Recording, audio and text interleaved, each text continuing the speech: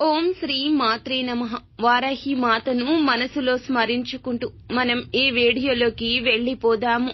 రాత్రి 12 గంటల్లోపు ఈ ఒక్క మాట చెప్పండి చాలు, సమస్యలు అన్నీ తొలగిపోతాయి. వారాహి అమ్మ మీ జీవితంలో అద్భుతాలు చేస్తుంది. అయితే సాయంత్రం 9 గంటల తరువాత, అయితే రాత్రి 12 గంటల్లోపు చెప్పుకోవాల్సిన ఆ ఒక్క మాట ఏమిటో తెలుసుకుందాము. మీరు ఇబ్బందులతో బాధపడుతున్నారా? సమస్యలతో బాధపడుతున్నారా? ధనం లేక జీవితంలో కొట్టుమిట్టాడుతున్నారా? అప్పుల బాధలు తీర్చుకోలేక అల్లాడిపోతున్నారా?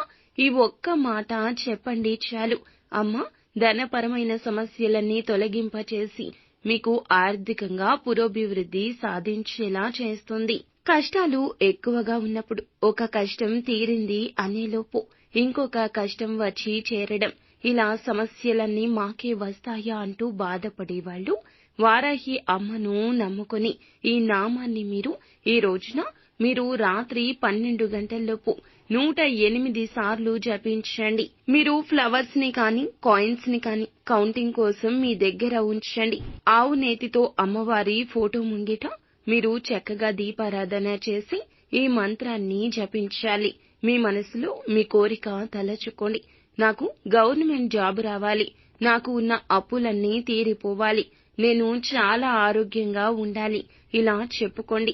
ఇలా చెప్పుకొని ఈ మంత్రాన్ని జపించండి. దండనాద దండనాద దండనాద అంటూ ఒక్కొక్క కాయిన్ ని వేయండి.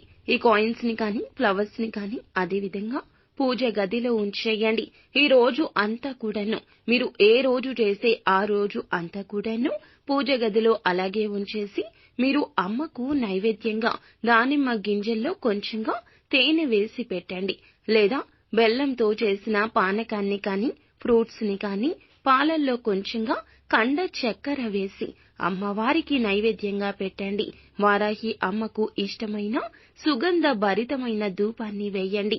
మీ కోరిక ఖచ్చితంగా నెరవేరుతుంది. మీకు ఇంకా ఇతరత్రా ఎటువంటి సమస్యలు సందేహాలు ఉన్నా, ఎటువంటి కష్టాల్లో మీరు కూరుకొని ఉన్నా ఒక్కసారి మా గురువు గారిని సంప్రదించండి. మూడవ కంటికి తెలియకుండా పరిష్కారం మార్గాన్ని సూచిస్తారు. అంతా మంచి జరుగుతుంది. శుభం భూయాత్.